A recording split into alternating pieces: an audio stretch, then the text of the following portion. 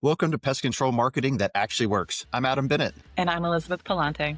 We're from Cube Creative Design, and for 20 years, we've helped pest control companies stop wasting money and start growing. Today's episode, the hidden cost of marketing platform lock-in.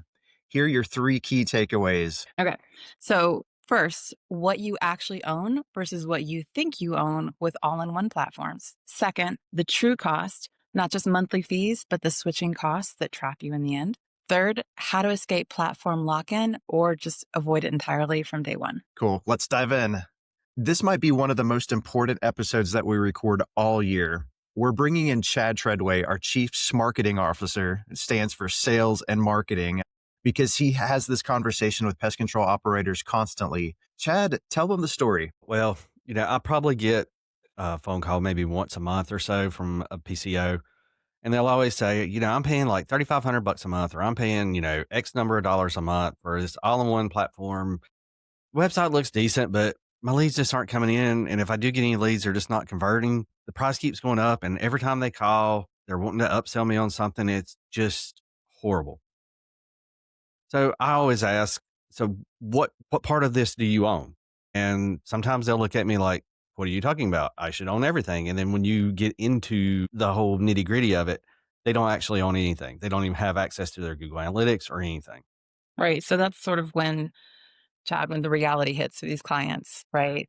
They've been paying $3,500 a month, which is $42,000 a year for 3 years, which winds up being $126,000 at that point. But in the end, they realize that they don't actually own anything. Anything, not the website, not the content that's on the website, not the reviews, and not even their own customer email list. Yeah, it's very much like they're leasing a truck. They put the rig on it and everything, and when it's all said and done, they don't own any of it.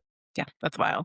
So, okay, let's break down what's typically in these all-in-one platforms and what you actually own. Okay, so first we got to talk about the website, because this is near and dear to my heart. It's built on their proprietary platform. So that means it's a platform that other designers probably can't get access to unless you have a contract with them. You can't export anything out of it.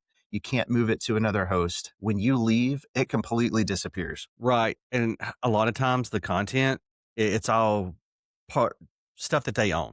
So you're like your blogs, your landing pages, they own the rights to all that. So you can't physically take it. So basically you've paid $42,000 to $126,000 over 3 years for nothing.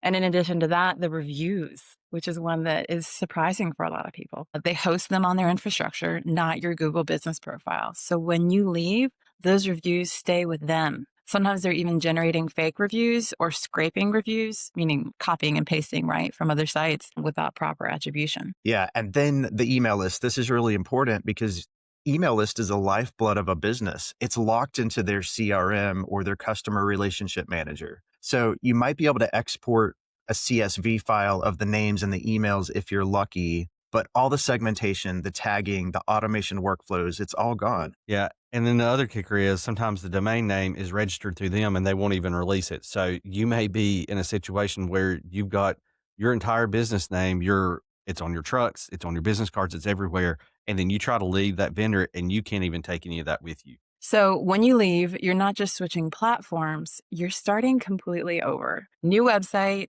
new content, new domain, maybe. Your organic search rankings are reset to 0. But let's talk some real numbers real quick. So you're looking at probably anywhere from $2,500 to $5,000 a month for these top platforms. They're going to bundle a lot of stuff in with it. Some of the stuff you'll actually need and some of it you won't. So let's just say you're at $3,500 a month. That's $42,000 a year. And over a typical 3-year contract, that's like $126,000. I mean, you're basically paying a pest control technician's salary every year to these people, and you're getting nothing for it. Yeah. And the operators that we talk to say the price is always going up. You sign up at $2,800 a month. Year 2, it's $3,200. Year 3, it's $3,500, unless you've signed up for a multi-year contract. They know you're trapped, so they raise your prices at every renewal. So compare that to what you'd actually spend building your own marketing infrastructure. Professional website, $5,000 to $10,000 one-time fee. Monthly SEO and content, $1,500 to $2,500. There's a lot of range in there depending on what you decide to do, how much you decide to do. Google Ads management, $500 to $1,000 plus ad spend. Again, those are areas that you have wiggle room with. The total on those estimates are maybe between $3,000 and $4,000 a month, but you own everything. Yeah, but the obvious costs are bad enough. The hidden costs are really what kills you. Yeah, so the hidden cost number one is the organic traffic cliff when you leave. It's just this giant drop off. Your website has been live for 2 to 3 years. It's ranking for some keywords. Google trusts the domain at that point. You're getting organic traffic. But when you switch to a new domain on a new platform, all that trust resets. Your organic traffic drops to near zero overnight. Yeah, I've evaluated a lot of pest control websites, and you can see it every time. There's this hockey stick growth, and then there's this sheer wily coyote kind of cliff falling off. And they're lucky if there's 3 to 6 months to recover.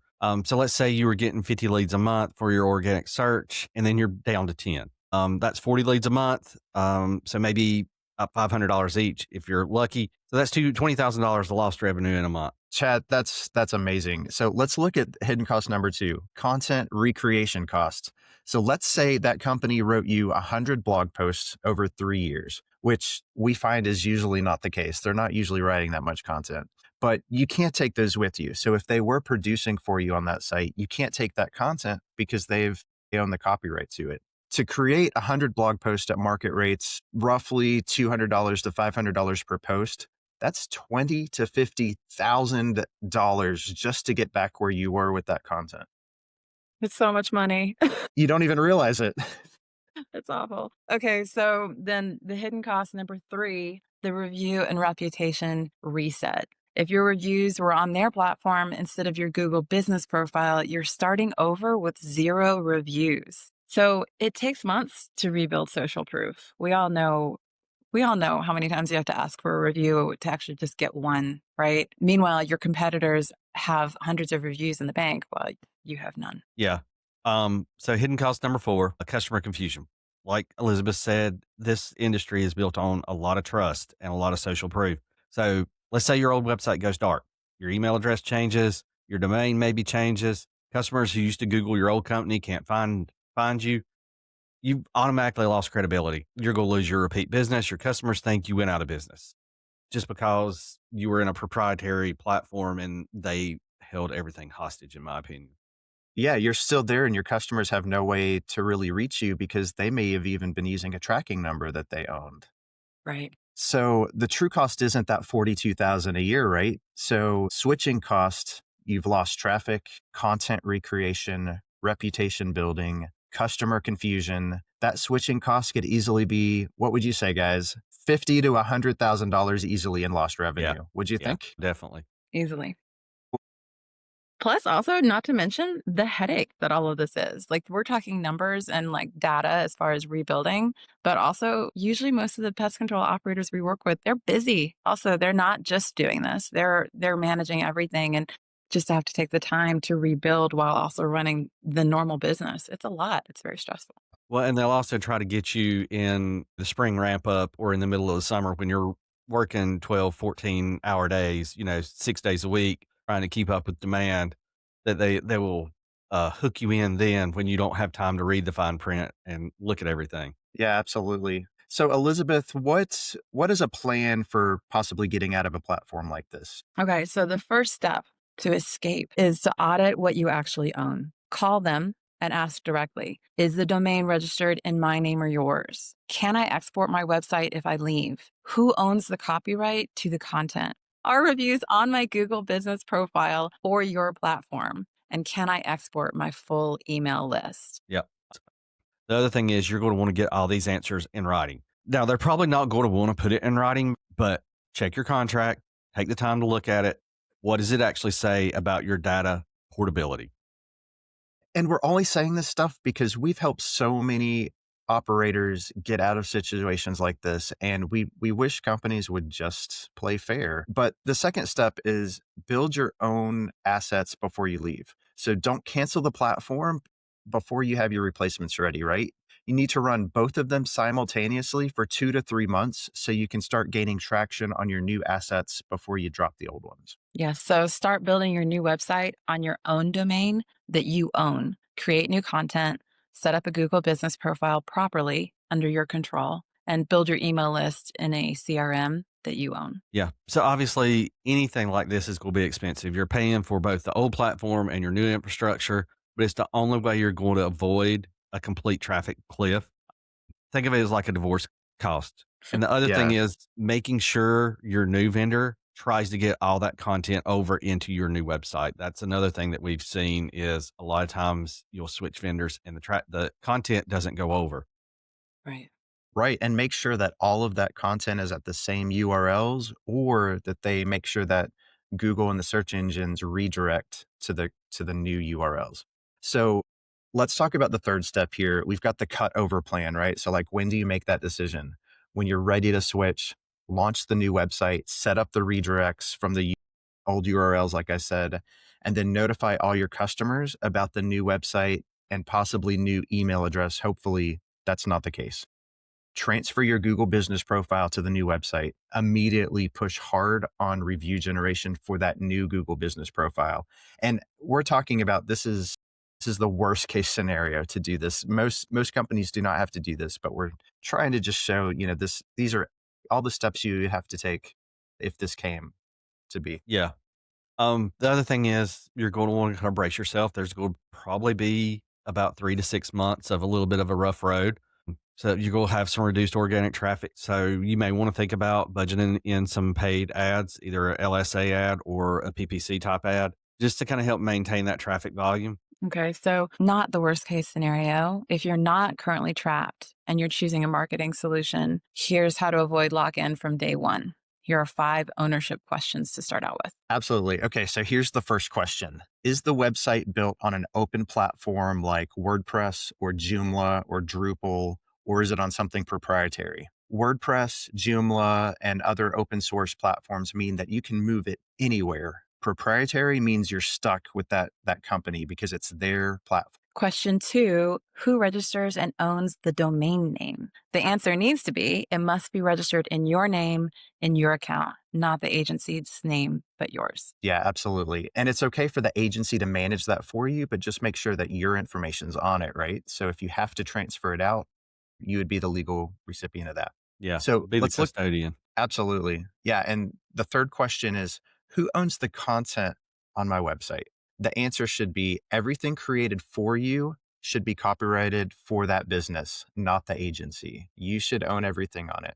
And question 4, obviously, where are your reviews hosted? You are going to want them to say Google Business Profile, maybe Nextdoor, something like, or even Facebook potentially. It needs to be on a third party platform, not on their proprietary systems. Yeah. And the reason we talk about Google Business Profile, just like we said in episode 1, was that Google Business Profile is what we call the keystone to your digital marketing. It's so important right now in today's digital marketing. So let's look at the last question, number 5. What happens to the website and the data if you stop paying? The answer, you keep the website, you keep the data, and you can export everything out and move it elsewhere if you like. If they cannot answer yes to all these 5 questions that we've just gone over, run. Turn the other way. There is a better way to go than this company. You're looking at vendor lock-in just waiting to happen down the road. Yeah. So here's why it matters from your business perspective. Your marketing infrastructure is an asset. That's something that you own and you can control. It has value and it's going to appreciate over time. If you ever sell your pest control business, a website that ranks well and generates leads is going to be worth tens of thousands of dollars more to a buyer than one that doesn't. But a platform marketing, zero value. It disappears when you stop paying. Elisabeth, let's recap these 3 takeaways. Okay, we've talked about a lot, right? All these different questions to ask them and everything, but we can kind of distill this down into 3 main takeaways. Number 1, you probably don't own what you think you own, not the website, the content, even the reviews or your email list. So check on that. Number 2, the true cost isn't just monthly fees. It's the $50,000 to $100,000 switching cost in lost traffic, content recreation, and customer confusion. Not to even mention the giant headache that you'll have from just going through all of this. It's upsetting. Number 3, escape by auditing ownership, building owned assets in parallel or at the same time, and having a cutover plan. Or if you're not trapped already, just avoid it by asking the 5 ownership questions up front. And we've created the platform lock-in audit checklist. Every question to ask your current platform. You can download it free at marketingthatactuallyworks.ai.